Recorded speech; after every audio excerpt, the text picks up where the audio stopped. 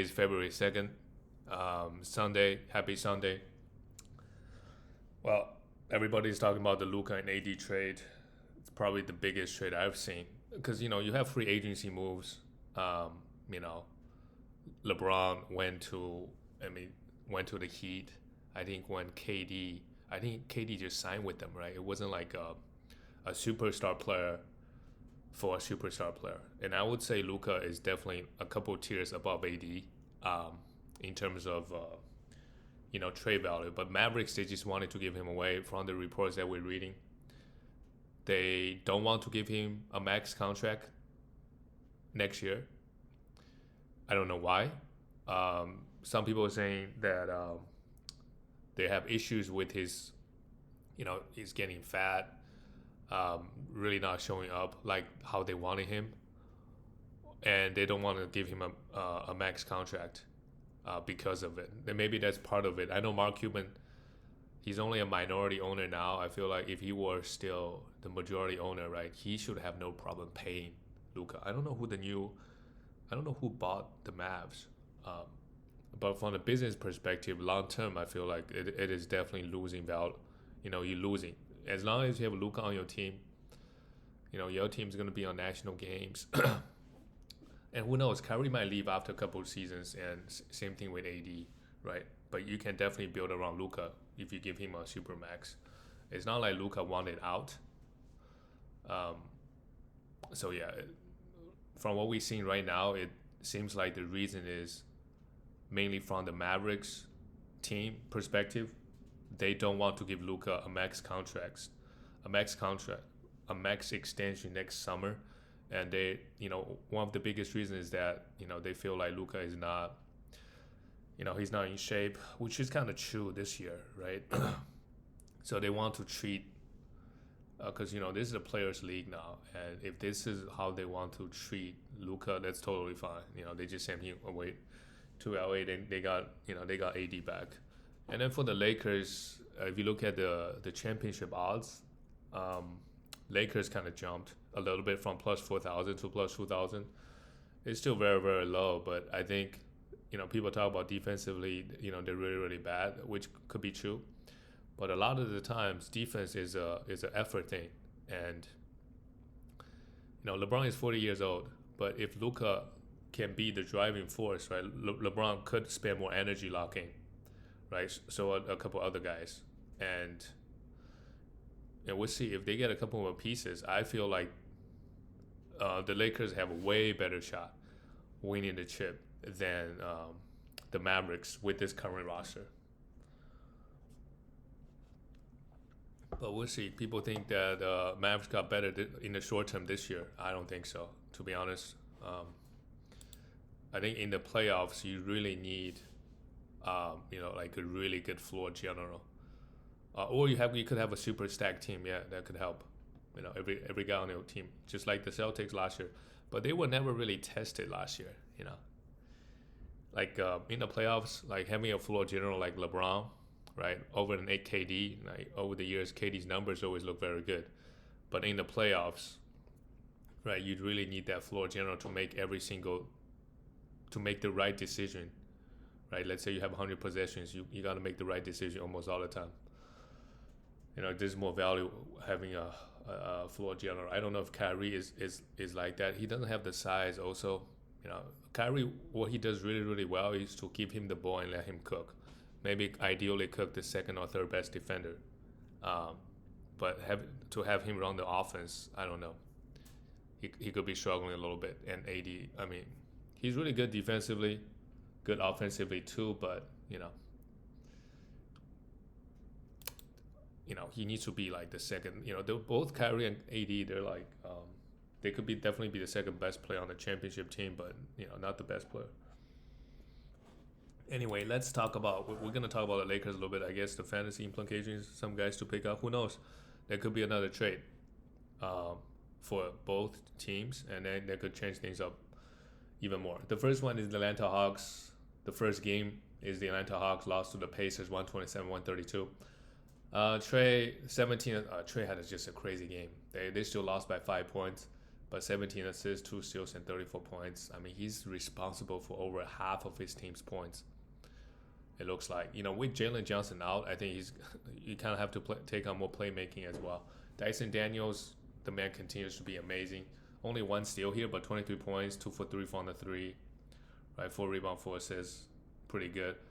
Okungu is a must roster, 6 for 7, 29 minutes, no blocks here, but he's gonna have a big finish rest of the season. And they started guys like Dominic Barlow, never heard of him.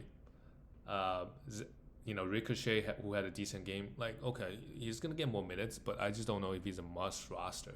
I much prefer Bogdanovic, who's out here to be that guy to benefit the most. Probably DeAndre Hunter benefit the most.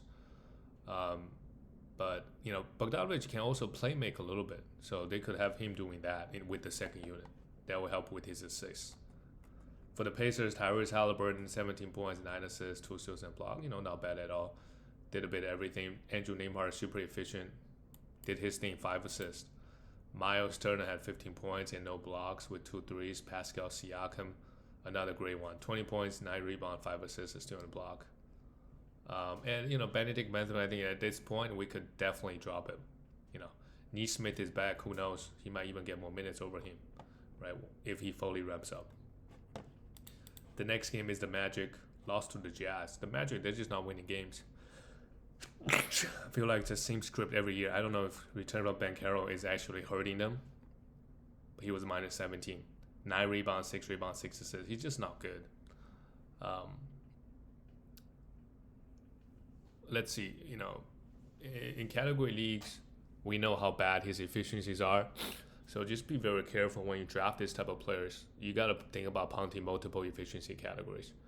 And you do not draft him super early, like the 4th round even. Right, let somebody else draft him. You got to really, because, okay, the logic is in category leagues, obviously, we know a lot of guys that can give you a lot of points, but they have really low field goal and really low, really high turnovers. So those 2 categories could, have a lot of correlation.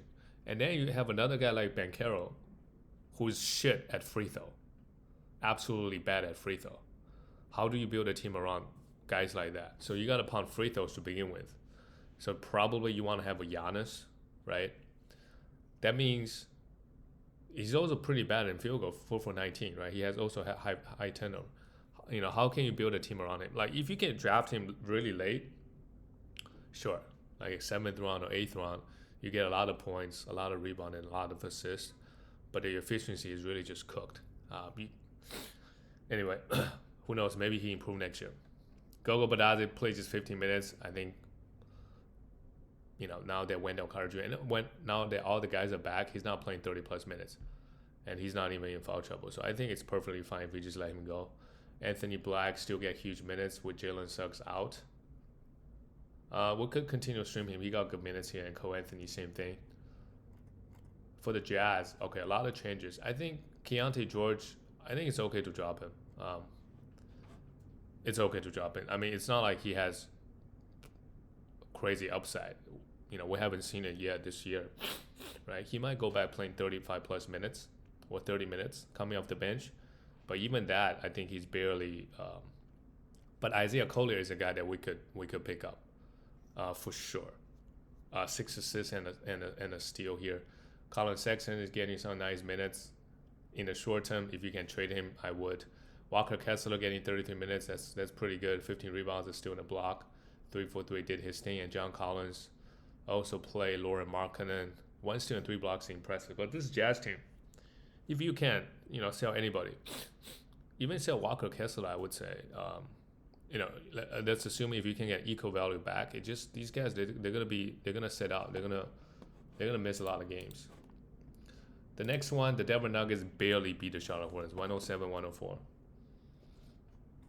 The Joker, unbelievable. This is unreal. This is unreal numbers: 28 points, 13 rebounds, 7 assists, 4 steals and a block. This is why people say he's MVP. He just get 17 assists is crazy. And then on top of it, score 28 points. He's really just The game is just too easy for him, to be honest. And I'm sure versus a team like this, if you wanted to score 40 points, you could, right? It just, yeah, getting 17 assists as a center is, I don't know what is the most assists a center got in the history of the NBA, or how many big men in the history have averaged over 8 assists even a season. So he's really just one of a kind. There's nobody else like him. Who knows? Sabonis now is kind of like Jokic, a big man that can pass, right? Can shoot the three as a little bit as well. So there's a whole new breed of big men, right? Victor Wembanyama also is a different kind big man. Yeah, it's well for fantasy, it's pretty good stuff. 4 steals as well. Yeah, Christian Brown 24 points, 11 rebounds. He had a great game with Jamal Murray had 20 points. Michael Porter Jr. got a little bit different.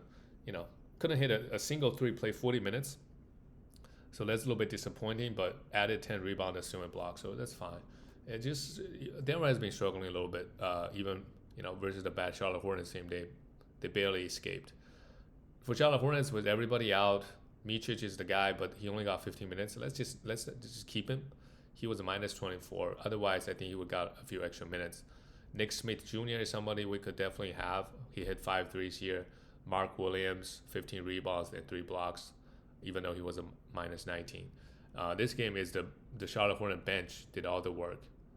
Seth Curry, Diabate, but they don't really have much value. I think we should still hold on to Micic. He just had a really rough one here. Moving on to the next win. There's another, I guess, upset. The Brooklyn Nets beat the Houston Rockets 110-98.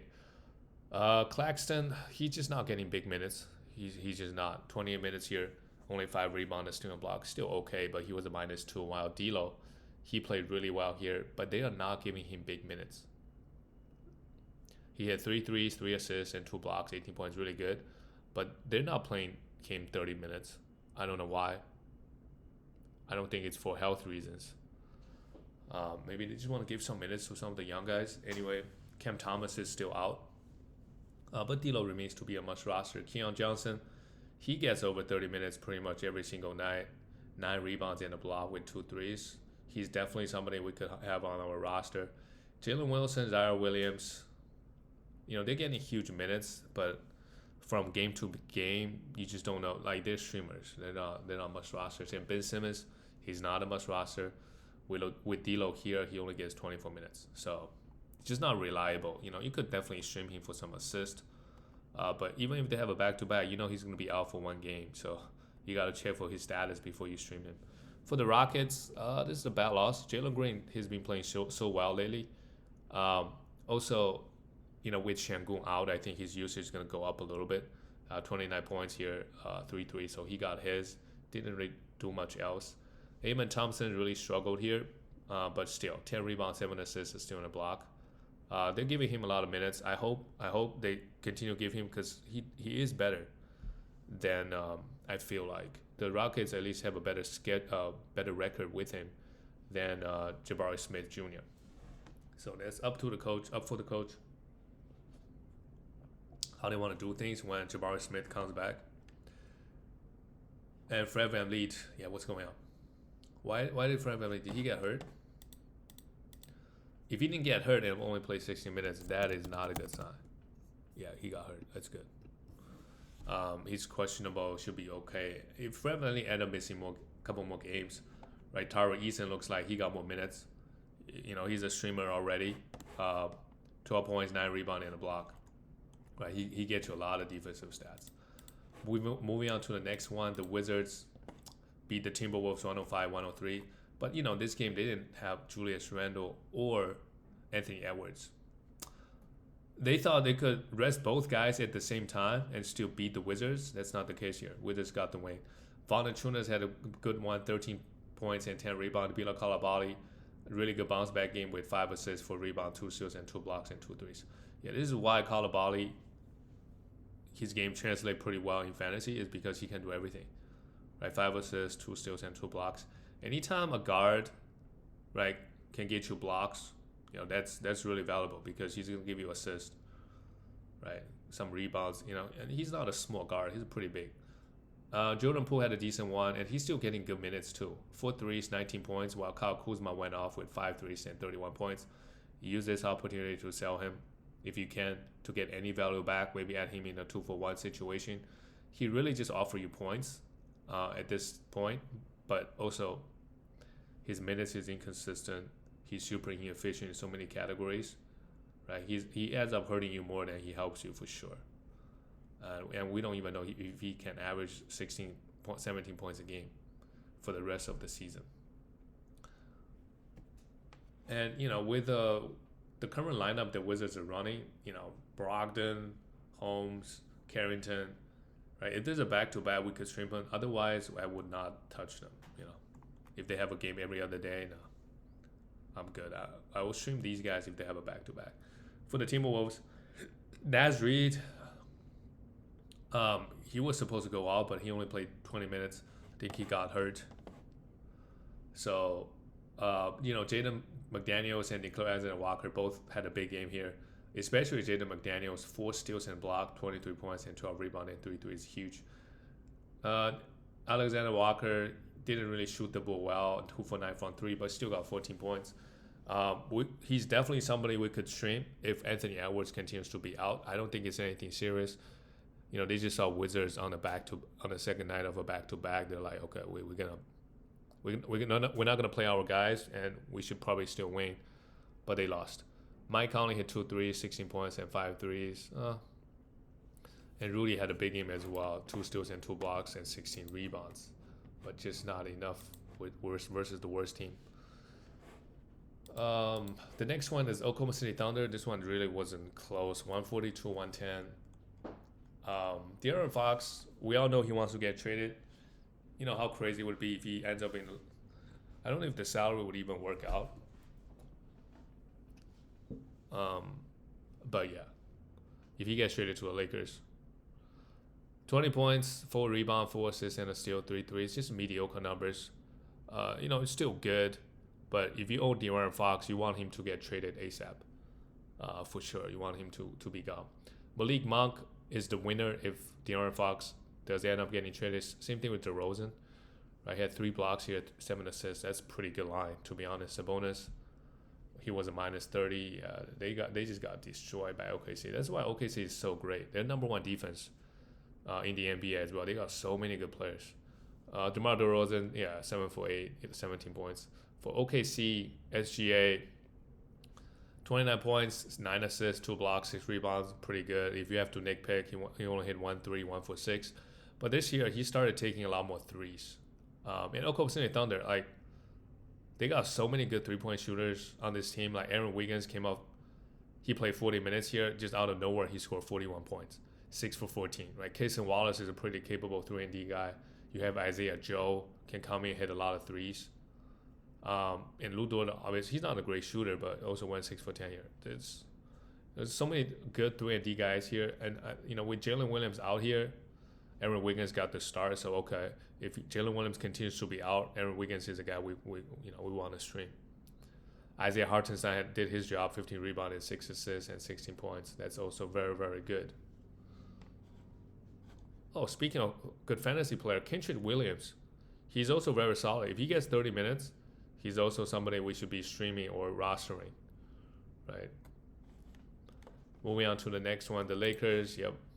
So with this trade, I think Austin Reeves is going to lose some value for sure. Once Luka is back, they might just turn him into a 3-and-D guy, to be honest. He's not that great 3-and-D. He's going to get some assists, but I think the assists and the points, for sure, they're going to dip 100%. So he's going to lose the most. And probably Jackson Hayes, if they don't get another big man, right, they have to play him.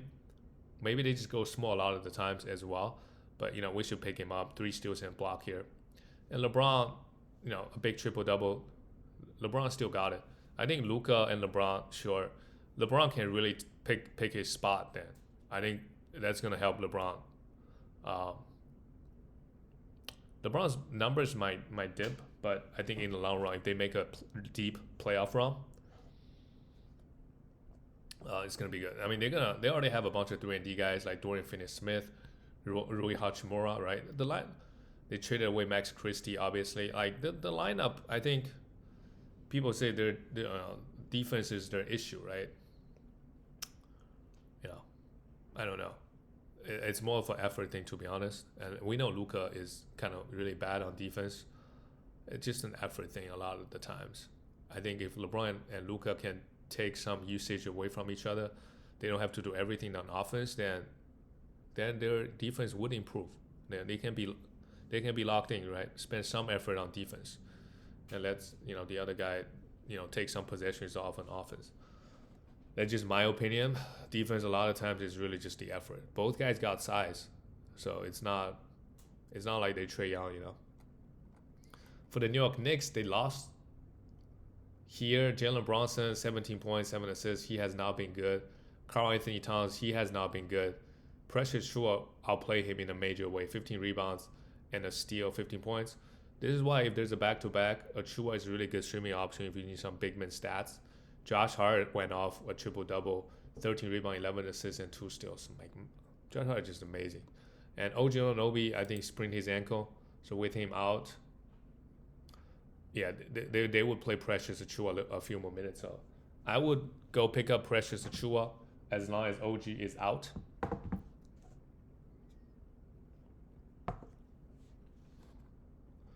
Moving on to the next game, the Miami Heat and the Spurs. They beat them 105-103. Well, there's a whole mess with the Miami Heat as well. Jimmy Butler, where he's going to be end up going. If he goes to the West, right? The Western Conference is more stacked now. I mean, another superstar player. I don't know if he's a superstar, but another really good player goes to the West, and probably no one else, no good players going to the East. So this game, Tyler Hero struggled a little bit. 8 assists, 11 points is okay. Kel Ware, he's an absolutely must roster. He's gonna struggle from game to game. He just have tremendous upside. In the playoffs, if he has a couple good games, he's actually gonna help you win, right? He can have goes for like 25 points, 15 rebounds with 4 blocks, that type of game. Bam Adebayo, 13. Well, a much better game versus the Spurs. Actually, this game, Victor Wembanyama was out, so they still only beat them by 2. So that's a little bit, I guess they're on the road. 30 points, 12 rebounds, 9 assists, 2 steals, and 3 blocks. This is what we need Bam to do more of. Best game of the season so far, for sure. And Nikola Jovic, only 24 minutes off the bench.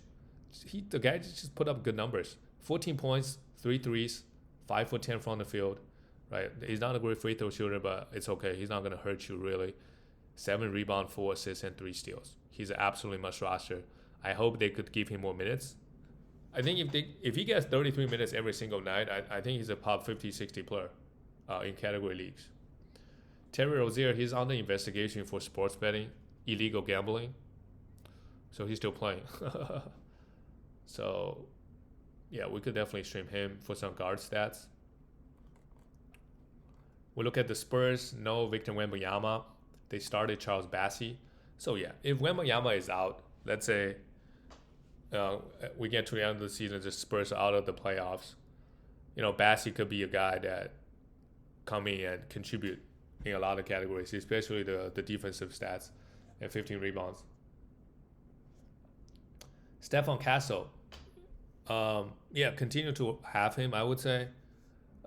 They're starting him, and they're giving him the minutes and usage. 6 rebounds, 6 assists, 2 steals, and 10 points is not bad, along with 2 threes. CP3 had 7 assists and 3, so he's just super consistent every single game. I just hope the Spurs, they can be competitive. Otherwise, things could get ugly for CP3. Devin Vassell, 8 for 22, 18 points. Really struggled here, but he'll be better next one. The last game of the night is the Phoenix. The Portland Trailblazers, they're not bad. Like, lately, they're not bad. They're winning a bunch of games. I would say they're 7-3, actually. They won 3 straight. And they're only actually 2.5 games behind the Spurs. right? So they're not like a horrible team. There's a difference between them and the Jazz, and there's a difference between them and the Wizards. Even though people consider them a bad team. For Phoenix, Nick Richards, 10 rebounds and a block and 1 point, 1 for 4. Yeah, it's obviously rough, but I think he's still a must roster because on the waiver wire, you're just not gonna find a big man that's gonna consistently get 30 minutes or 25 minutes. How many blocks does he get? Is another thing. I think he's a decent shot blocker. He should be getting, 1.7, 1.8. Let's see. Well, that's the thing. He's not even ranked this season. So let me look up his stats then. So I might be wrong about him. Maybe he's not a must roster. On the season, he's averaging 1.2 blocks in 21 minutes. I think any guy that's obviously depend on your team's needs, right? If you're trying to win blocks in a matchup, you're just not gonna find a guy better than, you might find a guy that's averaging 1.5 blocks, but he may not even play. There are a lot of guys like that. So a big man that's gonna give you consistent blocks. So I'm assuming on this team he's gonna get more minutes than 21, right? He should be averaging 1.5 blocks, and I think that makes him a must roster in category leagues. And on top of it, he's gonna give you like 9 rebounds, and supposedly he should give you a good field goal too, but he obviously struggled here.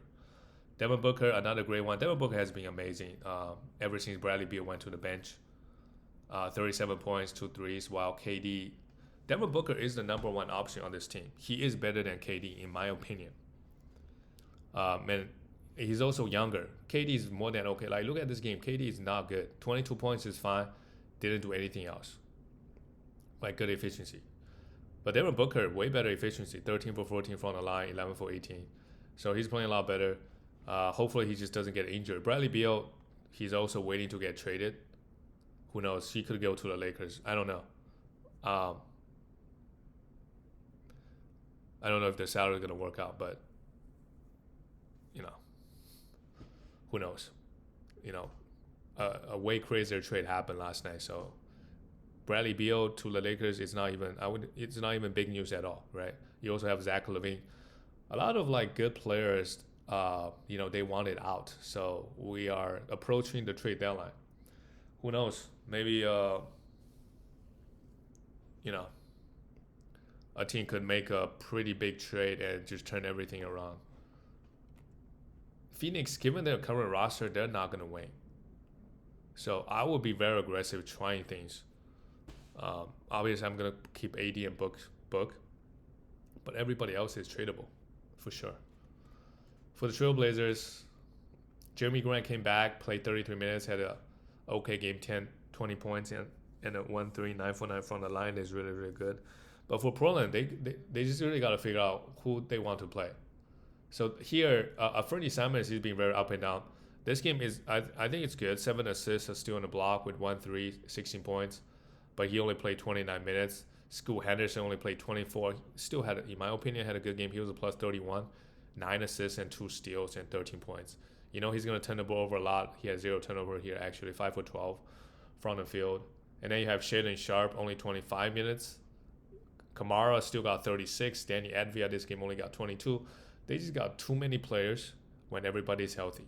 Like, nobody gets to eat. Jimmy Grant ended up getting the most minutes here. So this is also a blowout. Otherwise, maybe Fernie Simons would get a few extra minutes. But, it's a little bit annoying that, they got too many good players, so you just don't know. DeAndre Ayton, meanwhile, he's been dominating. 11 for 12, 24 points, 7 rebounds, and a block. He's been playing so much better lately. A big part of the reason why they're winning. So keep this up, DeAndre Ayton. That's it, guys. I'll see you tomorrow.